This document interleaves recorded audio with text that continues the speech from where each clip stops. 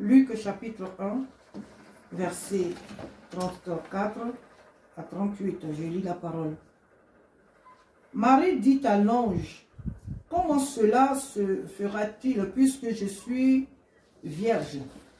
L'ange lui répondit, « L'Esprit Saint descendra sur toi et la puissance du Dieu très haut te couvrira de son ombre. C'est pourquoi le Saint-Enfant qui naîtra de toi sera appelé Fils de Dieu. Voici ta parente Élisabeth attend, elle aussi, un fils malgré son grand âge. On disait qu'elle ne pouvait pas avoir d'enfant et elle en est à son 6e mois.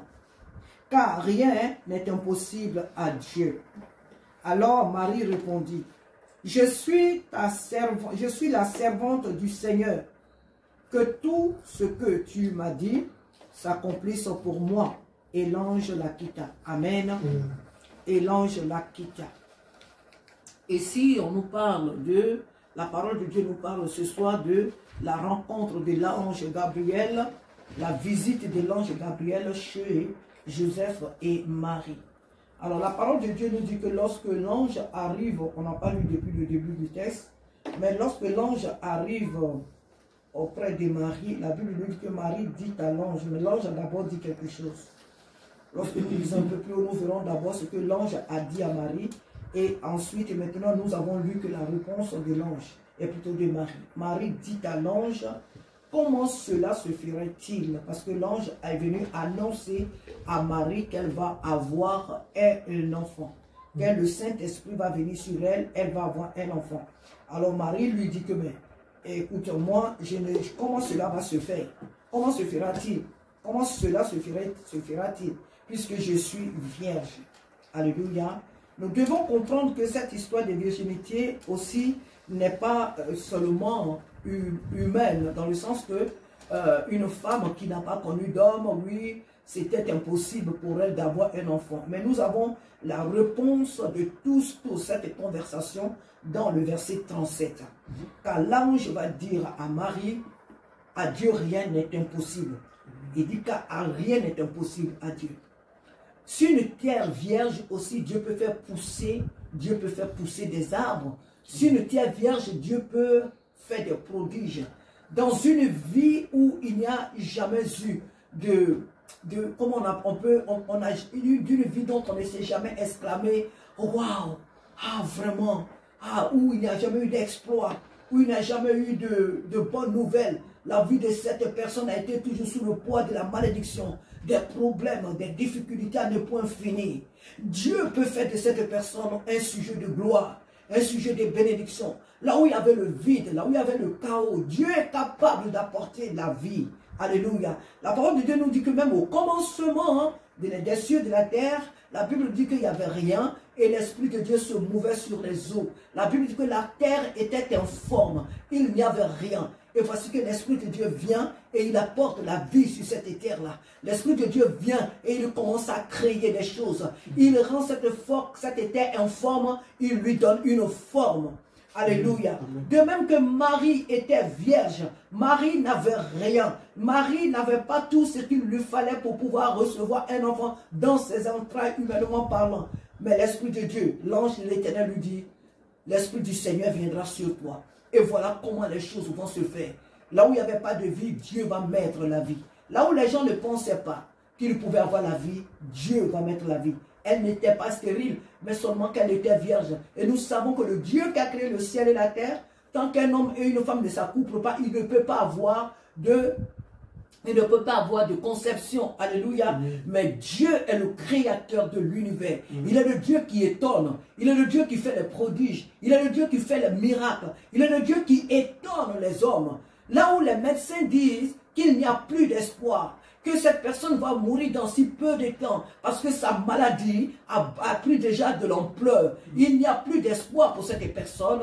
Dieu vient et il met l'espoir. Là où Élisabeth dit à cet homme que tu vas mourir peut-être dans 2-3 jours, Dieu vient, il rajoute encore 15 ans. Amen. Il l'a fait avec le roi Ézéchias. Ézéchias à qui Dieu avait dit, prépare ta maison, mets tout en ordre dans ta maison, parce que d'ici peu tu vas mourir. Et la Bible nous dit que Ézéchias s'est repenti de son mal, et Dieu est venu rajouter 15 années. Alléluia. 15 années à la vie d'Ézéchias. Alors ce soir, la Bible nous dit, à Dieu rien n'est impossible. Nous voyons dans cette même histoire que Marie, sa cousine Élisabeth, qui était avancée en âge, la Bible ne nous dit pas ici quel âge elle avait, cette sœur. Est-ce qu'elle avait le même âge que Sarah dans le temps de l'Ancien Testament? Est-ce qu'elle avait 80 ans? Est-ce qu'elle avait 90 ans? La Bible ne nous dit pas exactement l'âge qu'avait Élisabeth. Et la Bible nous dit que cette sœur était enceinte depuis 6 mois. Donc Jean-Baptiste, qui est le cousin de notre Seigneur Jésus-Christ, il est âgé de Jésus que de 6 mois. Alléluia. Donc Élisabeth était enceinte. Élisabeth était enceinte. Cette femme que certainement dans son quartier, dans sa famille qui a été raillée, qui a été moquée, qui a été blâmée, comme Pénina blâmait Anne, la mère de Samuel. Cette femme dont les gens pouvaient se moquer, elle faisait le service avec son mari dans le temple. Son mari était le sacrificateur, il servait Dieu, mais il n'avait pas d'enfants. Il n'y avait pas de bruit d'enfants dans leur maison. Combien de personnes se sont certainement moquées d'eux pour dire que mais regardez-les, ils disent qu'ils sont en train de servir Dieu. Mais il n'y a rien dans leur vie qui montre qu'ils sont en train de servir Dieu. Est-ce que réellement Zacharie sert Dieu comme il faut avec sa femme? Est-ce que vraiment ce couple-là sert vraiment Dieu? Non, ils sont mauvais. S'ils sont comme ça, c'est parce que les gens ont défini leur vie à leur manière. Les gens ont défini leur vie à leur manière. Les gens ont fait le programme de leur couple à leur manière. Et un jour, le Dieu qui fait les miracles leur a donné un enfant. Ce que Dieu donne quand nous sommes patients, ce que Dieu donne lorsque nous nous attendons à lui, c'est plus que glorieux, c'est plus que merveilleux. Anne n'avait pas d'enfant, mais quand elle va voir l'enfant, Dieu va lui donner Samuel, l'homme le plus important d'Israël, le prophète Samuel. Alléluia. Et quand Dieu donne à Élisabeth et Zacharie, lorsque Dieu leur donne un enfant, c'est aussi un prophète. Celui-là qui vient aplanir le chemin de Jésus. Jean-Baptiste, Jean-Baptiste aussi, c'était un prophète. Alléluia. Amen. Et voilà ce que notre Dieu fait dans la vie de ses enfants. Nous ne devons jamais définir notre vie par rapport à ce que nos yeux voient. Par rapport à ce que l'ennemi qui cherche chaque jour un chemin pour entrer dans notre vie, c'est qu'il veut que nous voyons. Ce que notre chair veut que nous voyons. Ce que les hommes qui nous entourent veulent que nous voyons. Nous ne devons jamais définir notre destinée par rapport aux éléments qui nous entourent. Parce que celui qui nous a créés, il a un plan merveilleux pour notre vie. Il a un plan merveilleux pour notre vie. Alors même si aujourd'hui la situation nous amène à pleurer, nous ne devons jamais penser que tout est fini pour nous. Parce que notre Dieu n'a pas encore sonné, alléluia, la dernière cloche. Il n'a pas encore dit son dernier mot. Dieu n'a pas encore dit son dernier mot, alléluia. Le Seigneur lui dit, l'ange lui dit, plutôt Marie dit, mais moi je suis vierge. Je n'ai rien à ma possession, je ne connais pas d'homme, mais comment cela va-t-il se faire? Comment cela va-t-il arriver?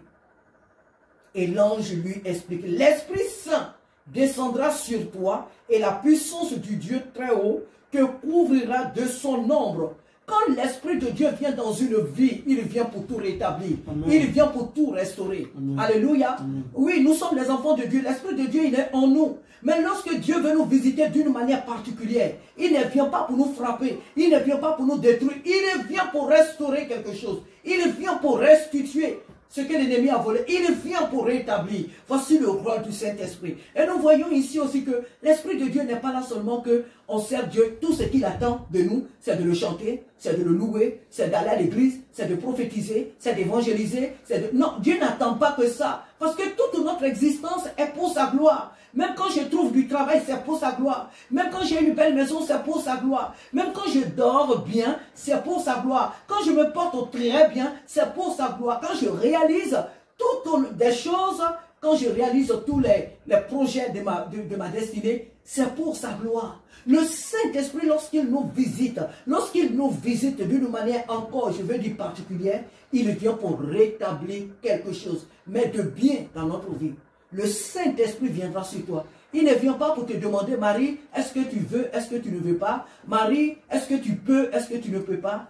Marie savait ce que ça allait lui coûter en tant qu'une jeune fille qui n'était pas encore mariée et qui allait être enceinte. Marie savait ce que ça coûtait parmi son peuple. Elle savait les humiliations qu'elle allait recevoir. Elle savait les coups qu'elle allait recevoir. Mais elle va dire, qu'il me soit fait selon ta parole. Qu'il me soit fait, cela ne veut pas dire que oui, bon, seulement que je sois enceinte et puis que Dieu soit glorifié. Non, qu'il me soit fait selon ta parole veut dire les humiliations que je vais recevoir, les coups que je vais recevoir, que tout soit fait selon ta gloire. Si ma souffrance peut te procurer la gloire, si les humiliations que je vais recevoir vont te procurer la gloire, vont te faire du bien, Seigneur, vont élever ton nom, Seigneur, va permettre que les âmes dans le monde vont être, soient sauvées, alors qu'il me soit fait selon ta volonté. Parce que ta volonté ne vient pas pour me tuer. Ta volonté, les hommes peuvent m'indexer, les hommes peuvent m'humilier, mais ta volonté ne vient pas dans ma vie dans le but de me détruire, de me mettre à terre. Les gens peuvent dire ce qu'ils veulent, mais quand toi tu viens dans ma vie, c'est pour me relever. Même dans les épreuves, tu viens pour me relever. Qu'il me soit fait selon ta volonté. Alléluia. Qu'il me soit fait selon ta parole. Ce soir, soyons aussi des chrétiens qui disons au Seigneur Dieu, au Saint-Esprit, qu'il me soit fait selon ta parole. Seigneur, je vis pour toi, ma vie t'est dédiée, qu'il me soit fait selon ta parole. C'est vrai que quand je regarde ma situation, quand je regarde ma vie, j'ai dit, mais Seigneur, jusqu'à quand? J'ai dit, mais comment les choses vont se faire? Quand j'ouvre la Bible, le Seigneur dit qu'il m'a béni. Le Seigneur dit qu'il a fait de moi une famille bénie. Il a fait de moi il m'a donné une grande destinée. Le Seigneur dit ceci, cela. Le Seigneur a dit des très bonnes choses sur ma vie en tant que son enfant. Mais jusqu'à quand? Et quand tu regardes autour de toi, tu ne vois même pas la lueur de ces choses-là. Tu ne vois rien. Tu as l'impression que tu ne vois que le contraire. Et les choses s'amplifient. Le mal autour de toi, les attaques autour de toi s'amplifient. Mais c'est là le Seigneur a dit qu'il va le faire. Il dit le Saint-Esprit viendra sur toi. Parce que lui, quand il arrive, il dissipe l'obscurité. Il dissipe les ténèbres. Il brise les chaînes. Il détruit les forces des ténèbres. Et il plante, lui, alléluia, sa volonté, son œuvre et sa gloire. Le Saint-Esprit viendra sur toi. Que le Dieu qui nous a appelés à le servir nous aide chaque jour à nous remettre à lui dans n'importe quelle situation que nous nous trouvons. A dit Seigneur, qu'il me soit fait selon ta parole. Tu as dit que ma vie est comme ça. Moi, je m'attends à toi. Même si aujourd'hui je ne vois rien, ce n'est pas grave. Parce qu'à toi, rien n'est impossible. Amen. À toi, Dieu, rien n'est impossible. Nous n'avons rien vu encore. Et nous verrons encore des grandes choses dans notre vie. Nous verrons encore des grandes choses parce que c'est la bouche de Dieu. Moi, je dis souvent que, et d'ailleurs même tout enfant de Dieu, consciencieux le disent. Moi, personnellement, je me dis, mais à partir du moment où ce n'est pas un homme qui m'a fait la promesse, parce que la promesse que j'ai reçue ne m'a pas été faite par un homme. Moi, je ne désespère pas. Et quand un homme te fait une promesse, il est capable de changer d'ici un peu de temps. Il est capable de changer pour dire, oh non, je t'avais dit que j'allais faire ça, mais parce que tu as fait ça, donc non. L'homme est capable de... Mais la promesse que j'ai reçue, elle est venue de Dieu. Et Dieu ne m'a pas fait des promesses parce que je méritais cela. Ce n'est pas par mérite que Dieu m'a fait les promesses. Ce n'est pas par mérite que Dieu m'a aimé. Et la Bible nous dit d'ailleurs qu'il nous a aimés alors que nous ne le connaissions même pas. Donc quand je regarde ma vie et que je sais que le Dieu qui m'a créé, c'est lui qui m'a donné ses promesses, je suis dans la paix. Je suis tranquille.